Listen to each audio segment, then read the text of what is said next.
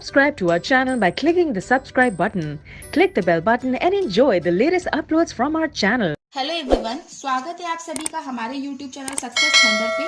आज हम लोग 7 लोगों की अरेंजमेंट को सॉल्व करेंगे, जिसमें कि 7 लोग हैं और सभी लोग वेकेशन पे जा रहे हैं, अलग अलग सिटीज पे जा रहे हैं वेकेशन के लिए, और इन सभी को अलग अलग स्पोर्ट्स भी पसंद है। और तो चलिए फिर देखते हैं इस तरीके के क्वेश्चंस को किस तरीके से सॉल्व किया जाता है।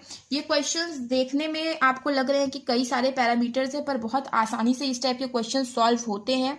प्री में डेफिनेटली आप एक्सपेक्ट कर सकते हो, अगर वो प्री का पेपर मॉडरेट लेवल का है तो इस टाइप के क्वेश्चन को सॉल्व करने की अप्रोच आइए देखते हैं। आई होप अब तक आप लोगों ने हिंदी वाले पार्ट का स्क्रीनशॉट ले लिया होगा।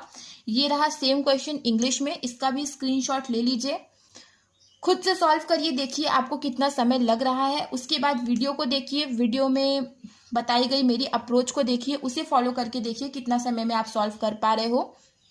और इस क्वेश्चन को सॉल्व करने का जो सटीक समय होना चाहिए वो मैं आपको वीडियो के अंत में बता दूंगी। आई होप कि अब तक आप लोगों ने स्क्रीनशॉट ले लिया होगा। तो चलिए अब क्वेश्चन को करना शुरू करते हैं। क्वेश्चन में लिखा है 7 students MNOPABC going for summer vacation in different cities. ठीक है, 7 लोग हैं जो कि समर वेकेशन पे जा रहे हैं अलग अलग सिटीज में। तो यहाँ पे देखिए पर्सन फिक्स है MNOPAB&C, तो पर्सन फिक्स है तो हम इसको फिक्स कर देते हैं।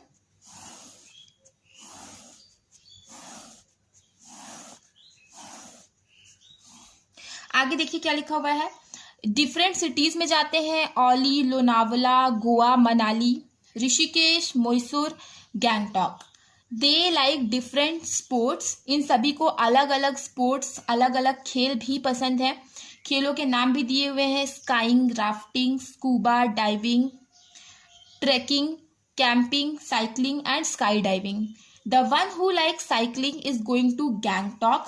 ठीक है, जिसको भी साइकिलिंग पसंद है वो कहाँ जाता है, वो गैंगटॉक जाता है घूमने के लिए, right.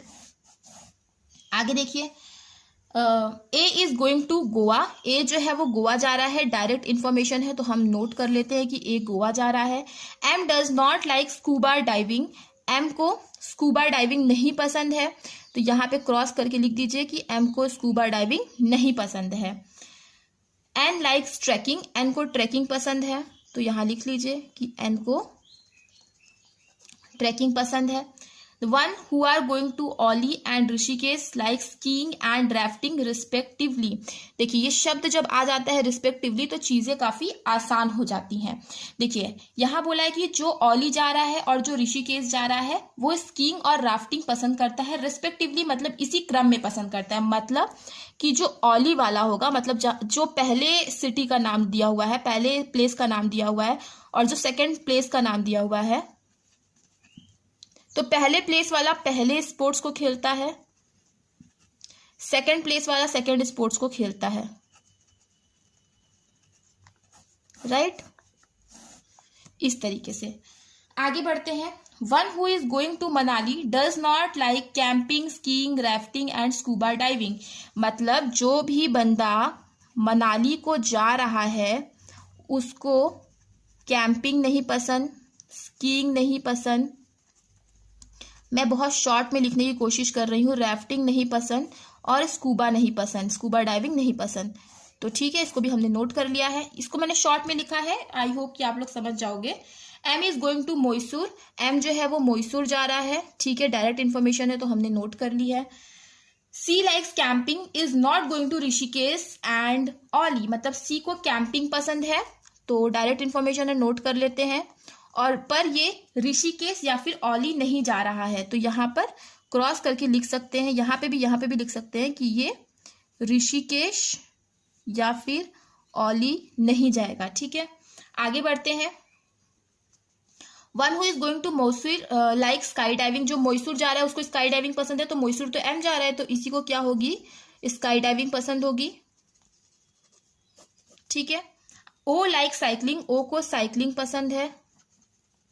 B is going to Rishikesh, B जो है वो कहाँ जा रहा है, ऋषिकेश जा रहा है। तो यहाँ से देखिए हमारा क्वेश्चन खत्म हो जाता है। अब हमें केवल कुछ सेकंड्स लगेंगे इसको सॉल्व करने में। देखिए जो साइकिलिंग था, जिसको पसंद था वो गैंगटॉक जा रहा है, ठीक है, नोट कर लिया हमने। आगे देखिए मनाली जो है जो जाएगा उसको कैंपिंग, स्कीइंग, राफ्टिंग, स्कूबा नहीं पसंद है, तो देखिए कैंपिंग यहाँ पे आ गया, ठीक है। अब देखिए skiing, rafting, scuba, skiing, rafting, scuba, ये तीनों कहाँ आएंगे? देखिए स्कीइंग, राफ्टिंग, स्कूबा ये तीनों यहीं पे आएंगे, मतलब यहाँ पे कहीं मनाली नहीं आएगा, मतलब यहाँ पे मनाली नहीं आएगा, ठीक है। और मनाली यहाँ पे भी नहीं आ सकता क्योंकि यहाँ पे कैंपिंग आया है। तो मनाली के लिए अब केवल एक ही जगह बची है, वो है ये वाला भी सॉल्व हो गया। ओली वाला जो है वो स्कीइंग जाएगा, ऋषिकेश वाला राफ्टिंग करेगा, ऋषिकेश वाला राफ्टिंग करेगा, डायरेक्ट इन्फॉर्मेशन है, लिख देते हैं। ओली वाला स्कीइंग करेगा, तो देखिए ओली यहाँ पे आएगा नहीं, तो ओली के लिए केवल एक जगह बची। इसको कौन सा स्पोर्ट्स पसंद है? इसको स्कीइंग स्पोर्ट्स पसंद है। अब केवल बच गया स्कूबा डाइविंग, तो स्कूबा डाइविंग कहाँ पे आ जाएगा? यहाँ पे आ जाएगा। अब सिटी में आई गेस लोनावला बचा हुआ है, तो लोनावला यहाँ पे आ जाएगा। तो देखिए सारे के सारे कंडीशन सॉल्व हो गए, हमें कोई एक्स्ट्रा पॉसिबिलिटी भी नहीं बनानी पड़ी और ये बन गया हमारा फाइनल अरेंजमेंट। तो ट्रस्ट मी फ्रेंड्स, देखने में थोड़े क्वेश्चंस बड़े होते हैं मगर काफी आसानी से सॉल्व हो सकते हैं। 1.5 मिनट के अंदर अंदर इस क्वेश्चन को आपको सॉल्व कर लेना है, क्योंकि ज्यादा टफ क्वेश्चन नहीं है और इस तरह की क्वेश्चन इजिली एग्जामिनेशंस में बन भी जाते हैं। तो चलिए अब हम लोग एक ब्लड रिलेशन का क्वेश्चन देख लेते हैं और उसको सॉल्व करने की कोशिश करते हैं, देखते हैं कि इस तरह के क्वेश्चन कैसे सॉल्व किया जा सकता है। तो ये रहा क्वेश्चन, ठीक है, आप देख लीजिए। इसका मैं आपको हिंदी पार्ट दिखा देती हूँ। ये रहा क्वेश्चन का हिंदी पार्ट, इसका भी आप देख लीजिए जिसको हिंदी में पढ़ना है। ये वही क्वेश्चन है जो अभी हमने सॉल्व किया था, इसके ऊपर ही मैंने प्रिंट किया था इसका ये वाला क्वेश्चन। देख लीजिए, स्क्रीनशॉट ले लीजिए सॉल्व करने के लिए। आई होप कि अब तक आप लोगों ने स्क्रीनशॉट ले लिया होगा। तो चलिए अभी क्वेश्चन देख लीजिए इंग्लिश में।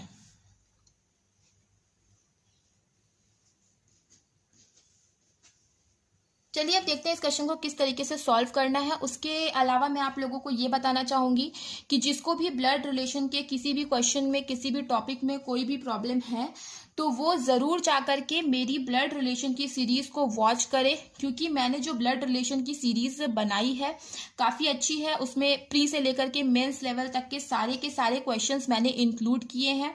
तो अगर आपने केवल वो पूरी सीरीज देख ली तो आपको कहीं से और सीखने की जरूरत नहीं पड़ेगी और किसी भी क्वेश्चन में आप फंसोगे नहीं।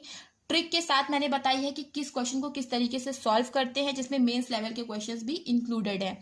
तो आप मेरे चैनल के प्लेलिस्ट में जाइएगा, वहीं पे आपको प्लेलिस्ट अलग से बनी हुई मिल जाएगी। तो चलिए फिर क्वेश्चन को सॉल्व करना शुरू करते हैं। देखिए लिखा है A is father of B. A जो है वो फादर है। देखिए मेल और फीमेल के लिए एक साइन जरूर लगा दिया करिए ताकि क्लियर हो सके कि कौन मेल है कौन फीमेल है। कई लोग स्मॉल m और f भी लिख देते हैं, मैं प्लस और माइनस का साइन लगा देती हूँ, मेल के लिए प्लस और फीमेल के लिए माइनस। आप चाहे तो कोई और साइन भी लगा सकते हैं। तो ए फादर है किसका? बी का। B who is brother in law of C. B क्या है? ब्रदर इन लॉ है सी का, ठीक है। बी ब्रदर इन लॉ है सी का, मतलब बी का कोई ना कोई भाई या बहन होगा, ठीक है, और सी उसका स्पाउस होगा, ठीक है। A is father of B. A जो है वो बी का फादर है। B who is brother in law of C. B जो कि सी का ब्रदर इन लॉ है। C who is son of D. C जो कि सन है डी का। डी का ये सन है, तो इसका मतलब बी की कोई ना कोई सिस्टर होगी, राइट। आगे देखिए, E has only 2 children, 1 son and 1 daughter. E के 2 ही बच्चे हैं, एक सन है और एक डॉटर है। इसके बारे में हमें पता नहीं इसलिए हम इसमें नहीं जोड़े, अलग से लिख दिया।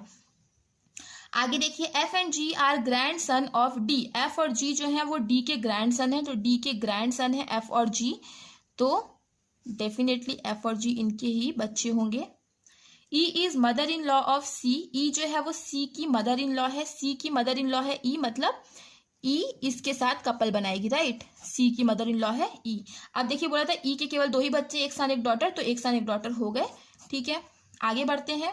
H is daughter in law of D. H जो है वो डी की डॉटर इन लॉ है, तो एच डेफिनेटली इसकी वाइफ होगी। D who has only 1 child.